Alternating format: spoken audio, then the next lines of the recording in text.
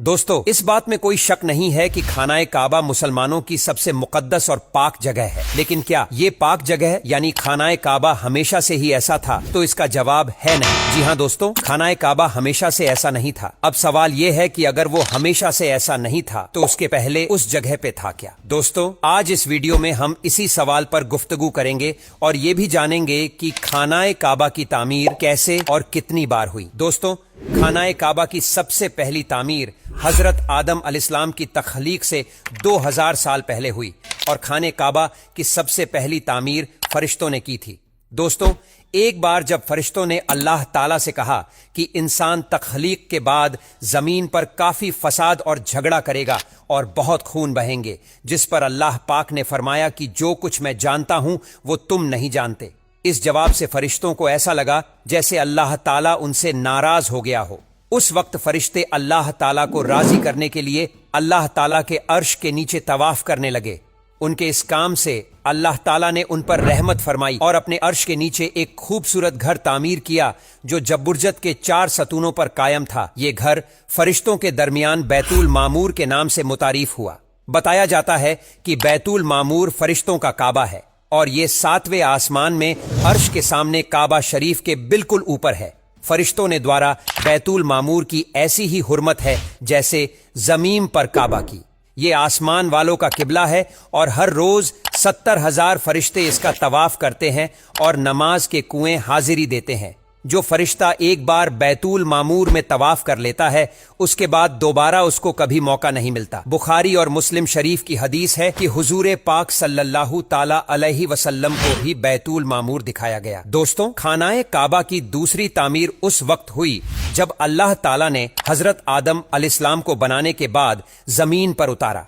इस तरह जब हजरत आदम अलैहिस्सलाम जन्नत से जमीन पर तशरीफ लाए तो आदम अलैहिस्सलाम ने अल्लाह ताला की बारगाह में अर्ज किया, या रब्बुल आलमीन, मैं यहाँ न तो मलाइका की तस्बीह और तकबीर सुन सकता हूँ और ना ही कोई इबादतगाह देखता हूँ जैसा कि आसमान में बेतुल मामूर को देखा करता था। हजरत आदम की ये फरियाद सुनकर अल्लाह ताला ने हजरत आदम अलैहिस्सलाम दे फरमाया कि जाओ, जहां पर हम निशान बताए वहां काबा बनाकर उसके इर्द गिर्द तवाफ भी कर लो और उसकी तरफ मुंह करके नमाज भी अदा करो। इस काम की नुमाइंदगी करने के लिए अल्लाह ताला ने आदम अलैहिस्सलाम के साथ जिब्राइल अलैहिस्सलाम को भी भेजा। जिब्राइल अलैहिस्सलाम आदम अलैहिस्सलाम को उस मुकाम तक लाए जहां से जमीन बनी थी, यानी जहां से सबसे पहले जमीन की झाग पैदा हुई थी और फिर वही झाग फैलकर पूरी जमीन बनी। उस मुकाम पर जिब्राइल अलैहिस्सलाम ने अपने पैर को जमीन पर मारा तो 7 जमीनों तक खानाए काबा की बुनियाद डाल दी। इन बुनियादों को फरिश्तों ने 5 पहाड़ों के पत्थरों की मदद से भरा और उन बुनियादों पर चारों तरफ दीवारें खड़ी कर दी।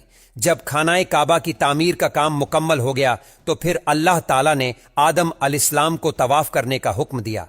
इसके बाद आदम अलैहिस्सलाम नमाज और इबादत में मसरूफ रहा करते। खानाए काबा की तीसरी तामीर दोस्तों, तामीर आदम के साथ वक्त के साथ साथ खाने काबा की दीवारें भी कमजोर होने लगी तो अल्लाह ताला के हुक्म के मुताबिक इब्राहिम अलैहिस्सलाम ने अपने बीवी हाजरा और अपने प्यारे बेटे इस्माइल अलैहिस्सलाम को छोड़कर मक्का की तरफ पहला सफर किया। इसके बाद दूसरी दफा जब हजरत इस्माइल अलैहिस्सलाम अपने खानदान से मिलने के लिए फिलिस्तीन से मक्का आए तो तब हजरत इस्माइल अलैहिस्सलाम की कुर्बानी का वाकया पेश आया। और तीसरी बार जब हजरत इब्राहिम अलैहिस्सलाम मक्का में तशरीफ लाए तो हजरत इस्माइल अलैहिस्सलाम की शादी हुई और उस वक्त हजरत हाजरा रजी अल्लाहु ताला अन्हा का इंतकाल हो चुका था। चौथी दफा जब इब्राहिम अलैहिस्सलाम मक्का में तशरीफ लाए तो आपकी मुलाकात आपके बेटे हजरत इस्माइल अलैहिस्सलाम से न हुई। फिर 5वीं मर्तबा जब हजरत इब्राहिम अलैहिस्सलाम मक्का में तशरीफ लाए तो उस वक्त अल्लाह ताला ने उन्हें बैतुल्लाह की तामीर करने के हुक्म दिया। एक रिवायत के मुताबिक खाने काबा की बुनियादों की निशानदेही हजरत जिब्राइल अलैहिस्सलाम ने की। उस पर हजरत इब्राहिम अलैहिस्सलाम और हजरत इस्माइल अलैहिस्सलाम ने तामीर का काम शुरू किया तो हजरत आदम अलैहिस्सलाम के बेटे हजरत शीश अलैहिस्सलाम ने मट्टी और पत्थर से खानाए काबा को दूसरी मर्तबा तामीर किया। جبکہ بعض مفسرین کا یہ کہنا ہے کہ حضرت شیش علیہ السلام نے صرف خانہ کعبہ کی مرمت کا کام کیا۔ چوتھی تعمیر دوستوں، خانہ کعبہ کی چوتھی تعمیر اس وقت ہوئی جب اللہ تعالیٰ نے حضرت نوح علیہ السلام کی قوم پر طوفان کا عذاب بھیجا، تو اس طوفان میں خانہ کعبہ بھی تباہ ہو گیا۔ یہ جگہ صرف ایک اونچے ٹیلے کی طرح رہ گئی تھی۔ اس طوفان کے بعد جب حضرت ابراہیم علیہ السلام اس دنیا میں تشریف لائے تو اللہ تعالیٰ نے حضرت ابراہیم علیہ السلام کو خانہ کعبہ کی تعمیر کرنے کا حکم دیا۔ جب کھدائی شروع ہوئی تو وہاں آدم علیہ السلام دوارا بنائے گئے بیت اللہ کی کچھ نشانیاں ملیں، جس کے بعد اس کی بنیادوں پر کام کرنا شروع کر دیا گیا۔ جبرائیل علیہ السلام پہاڑیوں سے پتھر اٹھا کر لاتے اور اسے حضرت ابراہیم علیہ السلام کعبے میں لگاتے۔